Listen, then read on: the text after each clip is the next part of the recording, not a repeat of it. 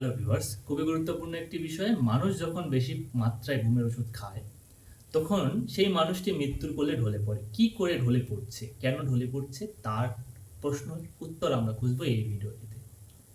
দেখুন, মানুষ যখন ঘুমের ওষুধ খায়, তখন GABA রিসেপ্টর সক্রিয় হয় এবং এই GABA রিসেপ্টর মস্তিষ্ককে স্লো করে, ধীর গতি করে। ফলে মানুষ ঘুমিয়ে যায়। কিন্তু যখন এই ঘুমের ওষুধের পরিমাণটা বেশি হয়ে যায়, ডোজটা যখন বেশি হয়ে যায়, তখন রেসপিরেশন সেন্টার, যেটা মেডুলা নিয়ন্ত্রণ করে, সেখানে তার কার্যক্রমের ত্রুটি ঘটে। তার কার্যক্রম ঠিকঠাক মতো করতে পারে না।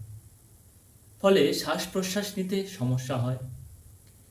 এই ঘুমের ওষুধের পরিমাণ যখন বেশি হবে, হার্ট ঠিকঠাক মতো পাম্প করতে পারবে না। আর হার্ট যদি ঠিকঠাক মতো পাম্প না করে, তাহলে আমাদের শরীরের বিভিন্ন জায়গায় যে রক্ত যায়, বিভিন্ন সেলে, বিভিন্ন কোষে, মস্তিষ্কে, পুরো শরীরে যে রক্ত সাপ্লাই হয়, সেটি মূলত হার্ট পাম্প করার ফলে হয়। হার্ট যখন পাম্প করতে পারছে না, তখন শরীরের বিভিন্ন জায়গায় রক্ত সরবরাহ অটোমেটিকভাবে হচ্ছে না। এই যে সিচুয়েশনটা, এটাকে বিজ্ঞানের ভাষায় বলে হাইপোক্সিয়া।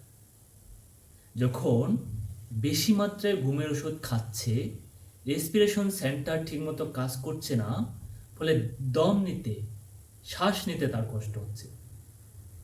হার্ট ঠিকভাবে কাজ যখন করছে না, শরীরের বিভিন্ন জায়গায় যখন রক্ত পৌঁছাচ্ছে না, তখন কার্ডিয়াক অ্যারেস্ট হয়ে যায়। আর এই কার্ডিয়াক অ্যারেস্ট থেকেই মূলত মানুষ মৃত্যুর কোলে ঢলে পড়ছে। তাই প্রিয় অডিয়েন্স, আপনারা ঘুমের ওষুধ খাবেন, কিন্তু ডাক্তারের পরামর্শ অনুযায়ী অবশ্যই খাবেন, নতুবা এই ধরনের সমস্যায় আপনাদেরকে পড়তে হতে পারে। তাই আমার অডিয়েন্সদের বলবো, ঘুমের ওষুধ কখনোই নিজের মন মতো খাবেন না, ডাক্তারের পরামর্শ অনুযায়ী অবশ্যই খাবেন। অল্প মাত্রার ওষুধ ডোজ মানুষকে নিদ্রাচ্ছন্ন করে, ঘুমে পাঠায়, কিন্তু বেশি মাত্রা হয়ে গেলে কার্ডিয়াক অ্যারেস্ট। এই কথাটি মনে রাখবেন। সকলে ভালো থাকবেন, সকলের স্বাস্থ্য ভালো থাকুক। আর যারা ঘুমের ওষুধ খান, তারা এই বিষয়টা থেকে সাবধান থাকবেন। ঘুমের ওষুধ খাওয়া মানেই এই নয় যে সে ঘুমিয়ে ঘুমিয়ে মৃত্যুবরণ করবে। অনেকে ভাবে যে যারা আত্মহত্যা করে, তারা ভাবে যে ঘুমের ওষুধ খেলে হয়তো ঘুমিয়ে ঘুমিয়ে মরে, কিন্তু এটি নয়।